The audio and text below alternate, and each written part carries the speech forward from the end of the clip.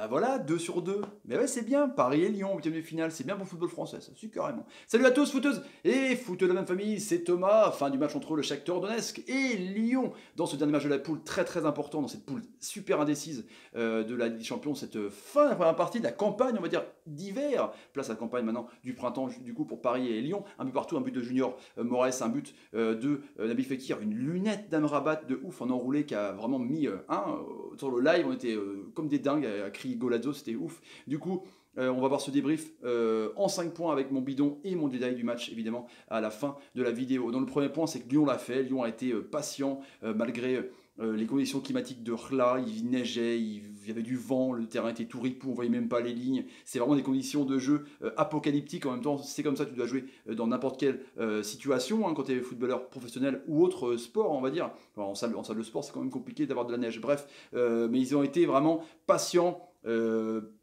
Voilà, pragmatique comme je vous dis, mais ils ont attendu le moment qu'il fallait, ils n'ont pas précipité les choses, c'était vraiment bien, le premier point c'était ça, c'était ils l'ont fait, la patience et le mental. Deuxième point, c'était vraiment le côté un peu malchance technique en première mi-temps. Ils avaient la possession de balle, 57-43, ils ont essayé des frappes de fou, ils ont fait 10 tirs, 10 tirs, avec donc des frappes de Fekir à côté, des frappes de Depay au-dessus. Il y a eu 2 face-à-face de Bertrand Traoré, dont un loupé sur Piatov, qui a coûté justement derrière, pas loin derrière, un contre et le premier but de Junior Moraes. Il y a eu des frappes de Ferland Mendy sur son côté gauche, côté droit. Kenny Tete qui a eu une frappe tout seul, qui a complètement cuté en l'air. Le manque de justesse technique, peut-être dû au terrain, ou peut-être dû à la précipitation de l'enjeu. En tout cas, mon troisième point, c'est vraiment ça, c'était faut pas louper des trucs comme ça dans les échéances à venir, parce que là, franchement, entre guillemets, c'est que le Shakhtar, mais contre une grosse équipe, si tu loupes une occasion comme ça, c'est n'importe quoi. Parce que derrière, justement, il y a un contre, et aux abonnés absents,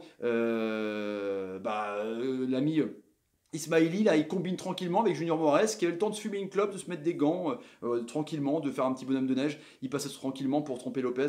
Enfin, limite, un petit pont sur Ferland Mendy, c'était assez affligeant. Du coup, il ne faut pas louper de cadres comme ça. Le quatrième point que j'ai trouvé, franchement, c'est le changement de tactique de Genesio qui a dû avoir à la mi-temps, parce qu'ils avaient la possession de balle 57-43, 550 passes pour les Lyonnais, 470 environ pour les Ukrainiens. Et du coup, ça marchait pas parce qu'il manquait un perso de ligne. Il manquait Tanguy Ndombele. On a bien vu, même s'il n'a pas fait une entrée terrible quand il est rentré le international français, il manquait quelqu'un pour essayer de perforer justement l'axe central du milieu de terrain.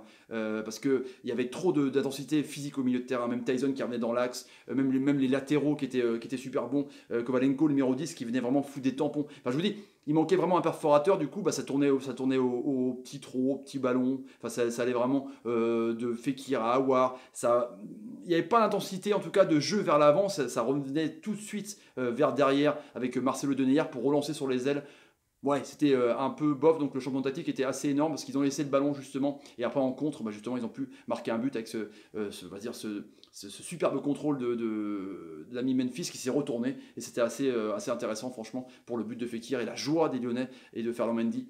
Le cinquième point, j'ai trouvé franchement, c'est globalement sur le groupe de Lyon, où on aurait dit qu'ils auraient pu avoir des points contre Shakhtar Donetsk et pas contre City. Et du coup, à 1-0, tu t'es dit, ils se foutent de notre gueule, c'est pas possible. Faire 2 matchs comme ça énormes où ils battent City, ils peuvent encore battre City au Parc OL, mais ils se font avoir à 2-2. Et je me dis, pourquoi Lyon, comme les autres équipes françaises, se réveillent à la fin? Rennes peut le faire demain, Bordeaux peut le faire demain. Bon, Paris, c'est pas pareil, ils avaient un groupe un peu de la mort, quoi. Mais pourquoi, sous le fait accompli, sous la pression, tu te réveilles? Alors que Lyon aurait pu être éliminé et regretter les autres matchs de Hoffenheim où ils se sont rattrapés contre les Allemands avec Joelinton 2 fois, quoi. Tu te dis pourquoi ils n'ont pas fait ça avant? Là, ils se mettent de la pression, donc on dirait les clubs français marchent avec de la pression.